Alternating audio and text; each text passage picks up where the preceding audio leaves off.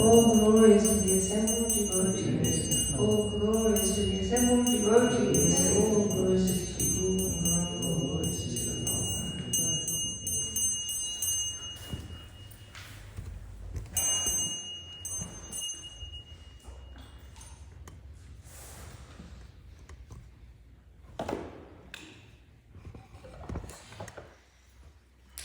Reading from Srimad Bhagavatam, Canto 3, Chapter 7, Text 15.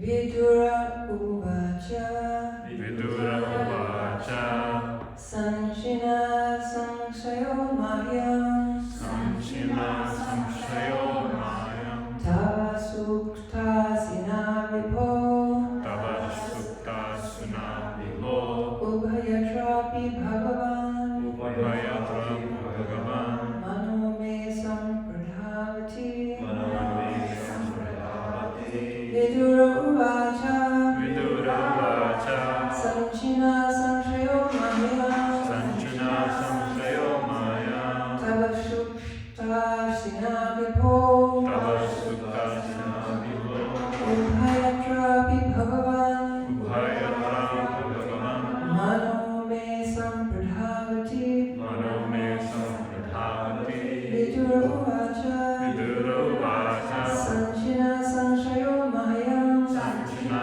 Samshayo Mayam Tava Sukta Sinavipo Tava Sukta Sunaviho Ubhayatrapi Bhagavan Ubhayatra Bhagavan Mano Me Sampradhavati Manome Sampradhavati Vidura Uvacha Vidura said Sanchina cut off Samshaya doubts Mahyam unto me Tava your Sukta Asina by the weapon of convincing words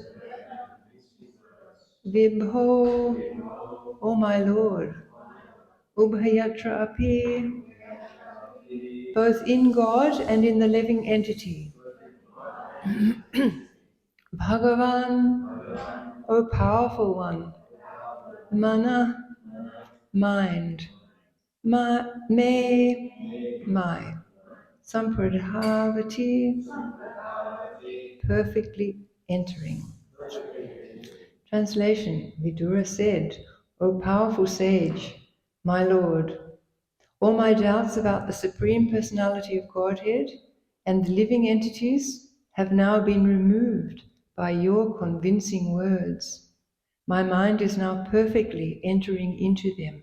Please repeat. Vidura said, O powerful sage, my Lord, all my doubts about the Supreme Personality of Godhead and the living entities have now been removed by your convincing words. My mind is now perfectly entering into them. Purport by His Divine Grace, A.C. Bhaktivedanta Swami Srila Prabhupada. The science of Krishna, the science of Krishna or the science of God and the living entities is so subtle that even a person like Vidura has to consult persons like the sage Maitreya. Doubts about the eternal relationship of the Lord and the living entity are created by mental speculators in different ways, but the conclusive fact is that the relationship of God and the living entity is one of predominator and predominated. The Lord is the eternal predominator, and the living entities are eternally predominated. Real knowledge of this relationship entails reviving the lost consciousness to this standard, and the process for such revival is devotional service to the Lord. By clearly understanding from authorities like the sage Maitreya, one can become situated in real knowledge, and the disturbed mind can thus be fixed on the progressive path. Om Agyanatimirandasya Ganan Ganan Shalakaya Chakshur Militam Yena Tasmai Shri Gurave Namaha. So Vidura is letting Maitreya, who's instructing him so mercifully, he's letting him know how effective his words have been in removing any doubts and understanding the relationship between the Lord and the living entity. So, and then he says that his mind is entering into those words. So, when the pure devotee speaks, then naturally the enthusiastic disciple wants to sort of recogitate on what he said and remember what they've said and relish what they've said. And when they take doubts away from the student, then naturally the student feels relieved and feels lighter, and that burden of material sort of suffering, which is always kind of not very far away from us, pushing, is gone. So it's a wonderful sort of relationship that the guru and the disciple have when the guru is so especially pure and the disciple is, like Vidura, very, very advanced. So by chance this week I've heard this quote 2 times, one from Bir Krishna Maharaj the other night. He said this quote, which is very suitable here. And by chance also I was reading Govinda Dasi's memoirs of Srila Prabhupada, and she quotes this same quote. And it is a beautiful quote. It's from the 4th canto, and it's chapter 20, and it's 26. It's when Prithu Maharaj is glorifying the Lord. And he says, "My dear Lord, you are glorified by the selected verses uttered by great personalities. Such glorification of your lotus feet is just like saffron particles. When the transcendental vibration from the mouths of great devotees carries the aroma of the saffron dust of your lotus feet, the forgetful living entity gradually remembers his eternal relationship with you. Devotees thus gradually come to the right conclusion about the value of life. My dear Lord, I therefore do not need any other benediction but the opportunity to hear from the mouth of your pure devotee." And Srila Prabhupada says in the purport, a pure devotee always engages in the service of the Lord, taking shelter of his lotus feet, and therefore he has a direct connection with the saffron mercy particles that are strewn over the lotus feet of the Lord. It's so beautiful, isn't it? Although when a pure devotee speaks, the articulation of his voice may resemble the sound of this material sky, the voice is spiritually very powerful because it touches the particles of saffron dust on the lotus feet of the Lord. As soon as the sleeping living entity hears the powerful voice emanating from the mouth of a pure devotee, he immediately remembers his eternal relationship with the Lord, although up until that moment he had forgotten. So it's very apt here that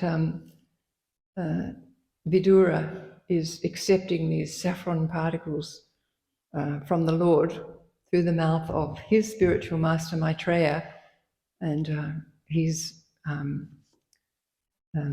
letting Maitreya know that he's explained everything and he feels very convinced and very grateful. So that's our relationship with a spiritual master who's dragged us out of the material world. We feel a gratitude that we won't feel to anyone else. It's such a sort of specific relationship that we have with the person who saves us from continuing in material life, life after life after life. So we also know that Srila Prabhupada, when Srila Prabhupada heard from Srila Bhaktisiddhanta, the first and last instructions that he heard were to go to the Western world and to preach. So having heard that, Srila Prabhupada didn't just, toss it off. He began to cogitate and meditate, and actually he spent his life preparing. So he took those instructions, and then he was just using his intelligence to figure out how he could fulfill Srila Bhaktisiddhanta's desires. And of course, we have our eternal friend within our heart as we're meditating on these instructions of the Guru, the instructions that we're given from the Guru. We have the Lord there with us to help us. So all those years, Srila Prabhupada was meditating, and all those years Krishna was assisting, so that finally, what a mission he had, and he took these teachings single-handedly to the Western world. So also Arjuna, when he heard from Krishna himself, right out of the lotus mouth of Krishna on the battlefield, and when he heard Krishna speak the teachings of Bhagavad Gita, he immediately felt that, he said, "By your mercy my memory is regained, I'm free from doubt, I'm firm, I'm prepared to follow." And then he fought this massive fight, very fixed then, because he'd heard those instructions, and they became who he was. They became his determination. So would that we can take the instructions of our Guru so entirely that it becomes us, as it became Arjuna and became Srila Prabhupada. So that's the sincerity of these wonderful devotees. So it's described here in the purport that Krishna consciousness is a science of Krishna consciousness, and Prabhupada often makes that point.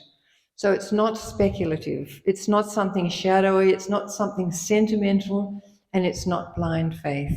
And there was a lecture in in Melbourne that Prabhupada gave, and he was telling people to come along to the temple. And he said, you may not like the chanting, that's okay. You just come and you read these books. And if you have questions, then you should ask, sort it out. Don't take the things blindly. So he didn't want us to just sort of read things and take them on blind faith, because if you're on that platform of blind faith, then you can very easily be unsettled from it. You can be completely disrupted if it's not, if you haven't sort of understood the philosophy, or you haven't asked about things that you're unsure of.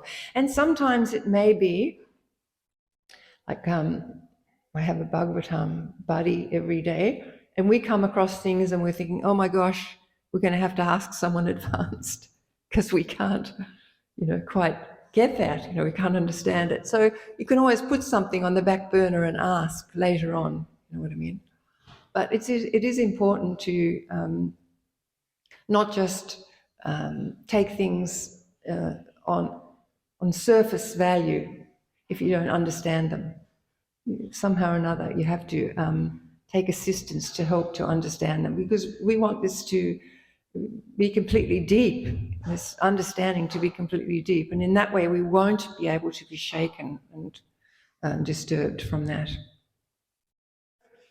So, like we remember that Lord Chaitanya, when he was instructing Sanatana Goswami, actually, Rupa and Sanatana was so elevated. They were actually great brahmanas, and they were very elevated, but they were forced into these positions. But Lord Chaitanya took 2 months of instructing Sanatana Goswami. Of course, we have a lot of those teachings in Chaitanya Charitamrita.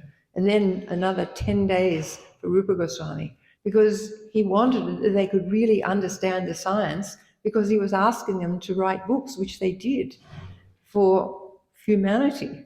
And now those books are going all the way around the world. And people have access to Lord Chaitanya's direct teachings. But he was very specific to make sure that they understood all the aspects of Krishna consciousness that he felt that they needed to have to represent that in their books. So on the last line of the purport, it explains that real knowledge can fix the disturbed mind. So this is talking about knowledge from the Guru. Pure knowledge from the Guru can fix the disturbed mind. So there's not too many of us that can put our hand up and say we don't have a disturbed mind. Unfortunately, it's a feature of Kali Yuga that our minds are here and there and everywhere. But and that's why our tasks to control the mind are not difficult. We don't have to sit on ice for thousands of years and meditate. All we have to do, Srila Prabhupada used to often say, what is the difficulty? Chant, dance, and eat prasadam. So the process that Srila Prabhupada gave us for Kali Yuga, it's the best process because it's simple. So within that, we can say that, okay, but even when I'm chanting, my mind is disturbed. But Prabhupada always said, you've got to, bring it back. When you realize that you've gone off somewhere, you've got to bring back the mind and, start again, fix it and then start again. And so this is like, this practice has to become like a constant practice. And the more we practice this, pulling back that mind, drawing it back in and then going, then the easier it'll be for us to go to that platform where we can sort of chant in with a reasonable amount of concentration. Because as the body goes away, of course, that's all we're going to have, the holy name, echoing in our mind. We may not even be able to speak it, but the holy name is the thing that's going to carry us on. So it's important to practice that control of the mind as much as we can, and it's not to say that we can completely admit, yes, my mind is disturbed, and if it wasn't, well, there'd be something wrong because it's Kali Yuga and it's the time of when we're lazy and we're all those qualities in the 12th canto and misguided and always disturbed. So that's just part of being in Kali Yuga. So, and we can make our chanting as conducive as possible by creating an atmosphere that's conducive for the chanting. Like Prabhupada's chanting on, or some devotees like to have pictures around, or they do a meditation before they start chanting to try to help to catch that mind and place it at the lotus feet of the holy name. So, so this is some more, because we're talking here about the words of Vidura when he's telling Maitreya that he's taken away his doubts and he's helped him. There are some nice quotes about the Guru that I'd like to read out. This is one. Accepting the bona fide spiritual master as one's life and soul and worshipable deity, the disciple should learn from him the process of pure devotional service. The Supreme Personality of Godhead, the soul of all souls, is inclined to give himself to his pure devotees. Therefore, the disciple should learn from the spiritual master to serve the Lord without duplicity, and in such a faithful and favorable way that the Supreme Lord, being satisfied, will offer himself to the faithful disciple. So that's not to say that we have to start from a pure platform, but we do have to do it without duplicity, in the sense that we have to be making every effort in our service to the Guru. And we know in so many areas we fall short, but we can acknowledge that and pray both to Guru and to Krishna to help us in that we can be honest in our service to the Guru.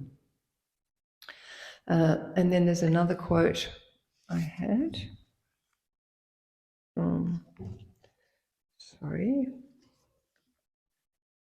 Oh yes, lots of quotes here. Got a book full of nice quotes. This one says, "My devotees bestow divine eyes, whereas the sun allows only external sight, and that only when risen in the sky. My devotees are one's real worshipable deities and real family. They are one's own self, and ultimately they are non-different from me. So this again is describing the mercy particles that we can gain from the Lord's devotees, who are so pure that Krishna is saying ultimately they're non-different from him. They are different, but their motive and what's the word? The Lord has a modus operandi, and the devotees are following that modus operandi. They operate under Krishna's instructions. Just like, for example, we've got Lord Shiva and Parvati. Well, they are described as a shadow of the Lord. But the shadow moves when the body moves, the shadow moves. So they're destroying this material world, but they only do it under Krishna. They as the shadow, they work in liaison always with the Lord. So that's why they can bestow so much mercy, because the Lord is so pleased with them and so kind of happy that he has their service. So So this is described as, spiritual life is always described as a descending process. So we can't say that we want to, strive and get Krishna's mercy. It's not like that. It has to come down from the pure devotee. It has to descend. It's a descending process. So by pleasing the pure devotee who's always pleasing Krishna, then we can hope to gain that mercy. So it's like that those pure devotees hold the key to Krishna's mercy. So we want them to open up that. So that sincere service to them will hopefully please them, so that they will then pray to Krishna to help us. So there is always the spiritual master there. We cannot do this ourselves. So I was just thinking about, even 5 years old, Dhruva Maharaj, Prahlad Maharaj, 5 years old, both of them had the guru of Sri Narad Muni. And imagine how pleased also Sri Narad Muni must have been at the absolute determination of both of these little Vaishnavas. Dhruva Maharaj in the forest, eating nothing in the end, and just air, standing on one leg, months and months and months, chanting his mantra, Om Namo Bhagavate Vasudevaya. And Sri Prahlad also, his absolute determination in the situation where the person who should have loved him the most was so furious and angry that he was trying to destroy him in all these ways. But he simply always, was so grateful to Sri Narad Muni, and didn't sort of identify himself with the father at all. Even though he was, humbly said he was from a demonic family, but he simply accepted that mercy of Sri Narad Muni, and very humbly prayed always to the Lord and glorified his spiritual master. So that's our process, this descending process. So also in this purport, Prabhupada's talking about the eternal relationship of predominator and predominated. There's nothing that's going to change that. Like Angsa, tiny little soul, and Vibhinangsa. No, we are eternally a tiny fragment or a tiny part and parcel of the Lord. So we always have that connection with the Lord, whether we've covered it over and come here, it's there. And now, as through the grace of Srila Prabhupada, we have the opportunity to try to re-establish that relationship with Krishna. So if somebody has say a little child, they may have a big brother or sister that predominates, them, but because they do it in a loving way, generally, then the child is happy, that the brother or sisters, the big brother or sisters, protecting them and, instructing them and, looking after them. So it's not a bad thing to be predominated when the person who predominates us, who is the Supreme Lord, loves us and just wants all good for us, wants us to revive our spiritual nature and come back. So that's a great thing. But unfortunately, in the material world, we're always trying to lord it over and be the big predominator, but it never works. It's like the fish out of water. We used to do plays on the fish out of water. You remember those plays? Or the bird in the cage, and the poor old bird's dying, and the guy's polishing up the gilded cage and bragging about the cage to everybody, and the bird's there, feed me, and then it dies. Or the fish out of water, no matter what you give him, all he wants is to go back in the water. So that's us. We just want to go back to the Lord, back to the spiritual world, because we are spirit. So nothing in the material world can satisfy us. So with that relationship with Krishna, of being predominated, once we've re-established that relationship with Krishna, then that feeling and relationship is completely nurturing to the soul, completely blissful, completely full of every nourishing element and wonderful element that we can even think of in our heads. That's there when we're connecting up with Krishna. So, but we still remain as his servant. However, in Vrindavan Dham, we know that those devotees may think that they're the predominators. The cowherd boys, they think they can beat up Krishna. They want to fight with Krishna and they think they can defeat him. And his mother and father also, they have to instruct him and they may have to chastise him. So they take that relationship out of love, they take that relationship. But then along will come a demon. And what does everybody do? Krishna, Krishna, save us. Or the forest fire, Krishna, help us. Or like Nanda Maharaj, he and the cowherd men, and they all went. They went to Gujarat, to Ambika Kalna, to worship Ambika and Lord Shiva.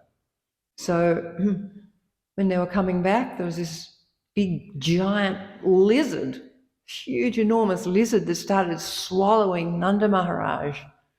So Nanda Maharaj is getting swallowed and he's calling out, Krishna, Balaram. He's got all the cowherd men around. They started beating the lizard with burning sticks. Well, the lizard didn't stop swallowing him. And they're calling out, he's calling out, Krishna, Balaram, save me, I'm being swallowed. So Krishna just came along. The cowherd men couldn't do anything with their burning sticks. Krishna just touched his foot to the lizard, and the lizard turned into a beautiful demigod. And then he was telling why he got cursed, because he got too proud. And so in times of trouble, they always turn to Krishna. So Krishna, of course, we know Krishna is always the predominator, but he likes that relationship. He likes it when the devotees criticize him and tease, and he enjoys all those relationships with his loving Vrindavan devotees, because from everybody else in all the Vaikuntha planets and in so many of the heavenly planets, he gets that feeling of awe and reverence and opulence. And there's only so much of it that he can relish. So in Vrindavan, he relishes these relationships with intimate relationships with the cowherd folk of Vrindavan. And for that, it's the life and soul of all of them, and it's Krishna's life and soul too. I was reading last night that Krishna is Radharani's life and soul, and Radharani is Krishna's life and soul. So that of course is all arranged, all those relationships and all these sort of exchanges and everything, they get nicely arranged by Yogamaya for the Lord's pleasure, so that he has ever new wonderful pastimes always in Vrindavan that he can relish. Yet still he is the eternal predominator of everything and everyone. So the other thing it describes here is the process for revival of that relationship is devotional service, as we know. we have these 9 processes: hearing, chanting, remembering, praying, serving the lotus feet, worshipping the deity, acting as servant, acting as friend, and offering everything to the Lord. So we can continue these processes. Prabhupada's given us all these processes, and we can continue them with confidence. I was listening to one of Srila Prabhupada's, I was listening to the saffron particles coming through Srila Prabhupada's voice on the voice box, Prabhupada voice box, which you've all got access to, I hope. So this is the first one in the Nectar of Devotion classes in Vrindavan, and it's so nice. Prabhupada's talking about that he's trying to give the devotees confidence that if you simply follow this process, Krishna will reveal himself to you. And he said, you can't be impatient. You have to wait and patiently do all these things, that Rupa Goswami is advising in the Nectar of Devotion and all the processes that Srila Prabhupada's given us. So he gave a couple of examples. He said, just like the sun, after a dark night, the sun's going to come up, and you can have confidence that the sun is going to come up. It will come after the night. The day will come. But you just got to be patient. You've got to get through the dark night, and then the day will come. And he also gave the example that a girl, when she marries, she might be very anxious that I want a baby straight away. I want to have a baby straight away. But, these things take time. So Prabhupada's saying she should just be patient. It will happen. She just should serve the husband and, nicely and wait patiently. And she's married and it'll happen. So those 2 examples he gives. And then he says to the devotees, you can't insist or demand that the Lord reveals himself to you. But in time, Krishna will do that. And he says it's guaranteed. Just like that girl will get a child, and just like the sun will come. If you continue this practice, and he says with patience and enthusiasm. And we know that the other 3rd one is determination. But in this class, he's not bringing that one up. He said, if you continue with patience and enthusiasm, then Krishna will reveal himself to you. I can guarantee. Prabhupada used to say sometimes, you can guarantee. Huh? No, it was Vrindavan. Yeah. He gave a whole bunch of Nectar Devotions. There's a Nectar Devotion series at Radha Ramana Temple, at Radha Damodar Temple. Yeah, it's very nice. I think it's 1055 if you've got the Prabhupada box. So, okay, so this process that we have, it's Prabhupada did say many times, what is the difficulty? But we know what the difficulty is because we've got these minds that just are so stubborn and annoying and like to pull us back. But one thing is, even though the mind does pull us back, and we know it does, we just get up and go on again. It's like you just dust yourself off. Sometimes you're like totally in the mode of ignorance. Well, for myself, I'm totally in the mode of ignorance and I'm just swamped by it. And I know it, but I don't care at the time. But then afterwards, then I think, okay, well, then I do start to care. But then you just pick yourself back up and you dust yourself off and you take up the process with as much enthusiasm as you can. You can't sort of expect to be always enthusiastic. And I often think that that's when the patience is required. When the enthusiasm dips, then we've got to be patient. But somehow or another we go on with this process because we know there's no other process that's going to get us out of the material world, and we know this process is going to get us out of the material world, so we just continue on. So we have this, the Bhagavad Gita's got so many beautiful verses that give us this process.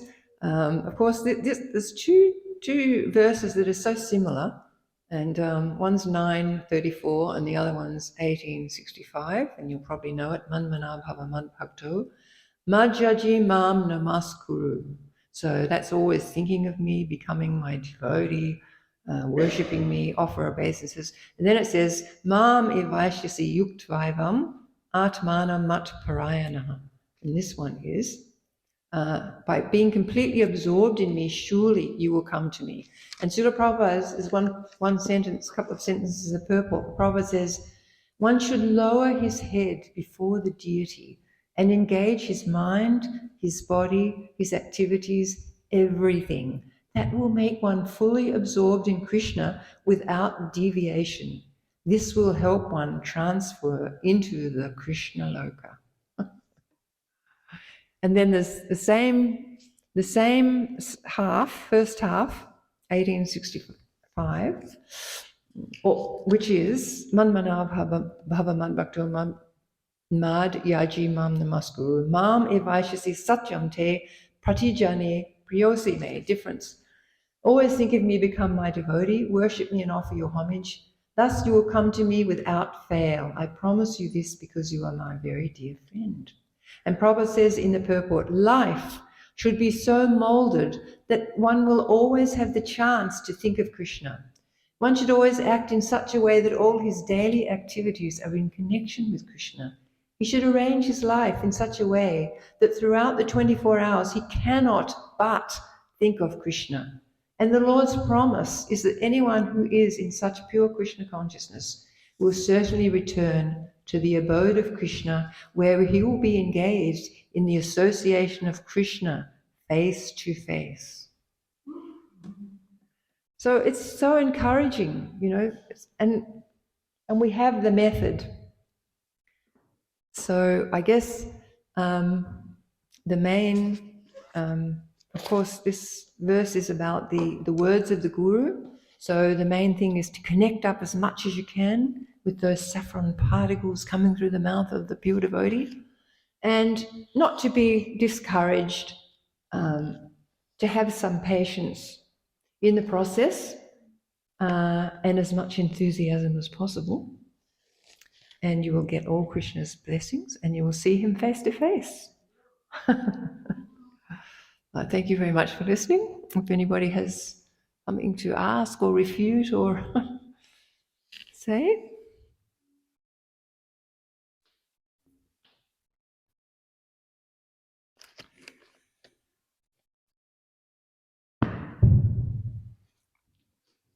Hare Krishna, thank you so much for such an in-depth class. So my question is, you have your spiritual master and then you have Shiksha gurus, and sometimes one, you like to hear from one more than the other. Is that fanaticism, or could you just explain, is that okay? Because sometimes we tune into one guru and it's like, yeah, we really feel like it's touching us. Yeah, well, that's what you want. You want your heart to be touched. Actually, I was going to talk about connection. I forgot to talk about connection.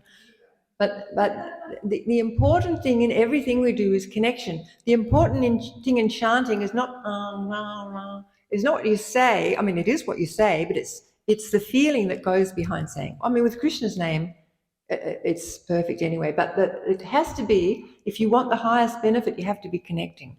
So in the Chaitanya Charitamrita, it says Siksha, Diksha, the same. It's the same, in a sense that, you know, it's all milk, the same. It's the same milk in different bottles, you know. But naturally, we take our guru, we have our spiritual master, and we get initiated. But whomever can connect us, if you feel connected by hearing from someone, hear from them all day long. Yeah, no, that's why. You know, Prabhupada never wanted that. Of course, with Srila Prabhupada, we only had Srila Prabhupada, and Srila Prabhupada was perfect. We got perfect Diksha and Shiksha from Srila Prabhupada. We didn't need anyone else. But, you know, yes, if you know, whatever we're doing, there has to be connection. Even with the japa, you have to be connecting that I'm now chanting the Lord's, the holiest of names, this great mantra for mind deliverance. I'm now saying those words in that mantra. So we have to sort of somehow make that connection with our heart as we're chanting, and then it's very potent. You know. So whatever we're doing, whether we're doing our service, we're connecting. Like whatever we're doing. I mean, Ram Prasad gets to do nice service. He paints Krishna, you know, so of course he's very connected with Krishna. But whatever our service is, we need to connect as we're doing it, not just have the mind splaying out here and splaying out there, which it wants to do. So, you know, we have to make that effort to connect it up. So yeah, whatever nectar's available, seize it. But sometimes I feel like the Shiksha Guru is dominating the Diksha Guru in that connection. Well, it really doesn't matter. Once you're initiated, once you've taken initiation and you're within the disciplic succession, if you've got somebody who inspires you more, then that's fine, because, you know, all you're doing is hearing about Krishna in a way that's making you feel connected. Yeah. I mean, for us, it was so important to take Diksha because that was everything. But that's not the case now. There's so much opportunity. So wherever you can hear that's beneficial for you, then, you know, that's what we want to feel that connection.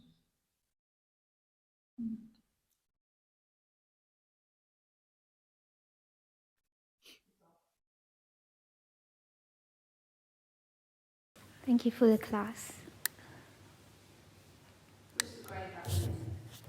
Thank you for the class. You're mentioning that we need to have enthusiasm, determination, and patience. We also hear from Bhagavad Gita that Krishna says, to the degree that one surrenders, I reciprocate. So sometimes we hear that Krishna's mercy is causeless. And I remember when Bhanu Swami was here, he says that it's not exactly like how we think it is. It's causeless because it doesn't depend on any material cause, but there is always a spiritual cause. There's always some backstory of why someone's getting mercy. I find that sometimes it's not very clear, because we see, like, some cases the mercy appears to be, I guess we don't know the backstory. Is that correct? That the causeless mercy is causeless in the sense that it's not caused by any material effort. Right. And we don't know anybody's backstory. We don't even know our own backstory. You know, where have we come from in another life? We don't know. You know. So it's a heart connection, and you can't sort of look around and see, you know, this one. That's sort of making a judgment, isn't it? Really, and it's not helpful really to look around and think like that. The important thing is to, you know, to strive in as best you can to please your guru, and to pray to Krishna as sincerely as you can in your life, that you will be able to, you know, more strongly feel that connection with Krishna, because we're all on a path, and really you can't say when anybody is on the path. You know, like, even when some devotees come, it's like, oh my gosh, you know, where have they come from? They've come from the material world supposedly, but obviously they've done devotional service in the past, and it just takes off really fast. So it doesn't really help us really if we're sort of judging like that. You know, our main thing is for us to be praying that we can somehow or another please Guru, please Krishna, that we can connect, you know, feel that connection with Krishna. And the more we focus on that, then all those other things become less important. So it is causeless, but Krishna bestows it, you know, when he's just like he bestows so much love on those Vrindavan devotees. You know, nobody can touch them ever, because nobody would anyway, but could ever touch them, because he has their back. You know, like he says in there's one verse where he said, I lop off my arm for my devotee. So, you know, it's not for us to sort of be thinking about, you know, why one gets this mercy or one gets that mercy. It's more that we focus on our own situation and our quest to get Krishna's mercy, you know what I mean, in our life. I was asking in relation to Bhagavatam, we hear many pastimes of devotees who did something, and then we, like Jagai and Madai or Ajamil, so Right. understanding that perspective. Of course, everyone, whatever they do is their business, but yeah, understanding Shastra in that point of view, like. Yes. Oh, that in Leela is different, isn't it? Like, you know, it's all a setup by the Lord. At the moment, we're doing the fourth canto, and then it's all about Lord Shiva being totally peaceful, and Sati, you know, the whole thing with Sati, his wife. And he just doesn't, no matter what Daksha says to him or insults, he's just peaceful, he doesn't do anything. And then suddenly, you know, he gets the news that Sati's immolated herself. So he just pulls this golden hair out of his head and throws it to the ground, and up comes this giant demon, you know. But Lord Shiva's not angry as such. This is all for pastimes, you know. So the Lord sets up these particular situations for pastime's sake. And yeah, we can't say why in those. Often there are many backstories, but we can't sort of judge from that. But we can learn from all those stories, you know. They all have their message to help us to you know, try to be sincere ourselves and go on our own. Of course, we're very small. These are very great personalities in the Bhagavatam, but we also have our path back to Godhead. And so, you know, the more we can focus on that and pray to the Lord, then the more he's likely to give us some of that causeless mercy. Yeah. Okay, thank you so much. Hare Krishna.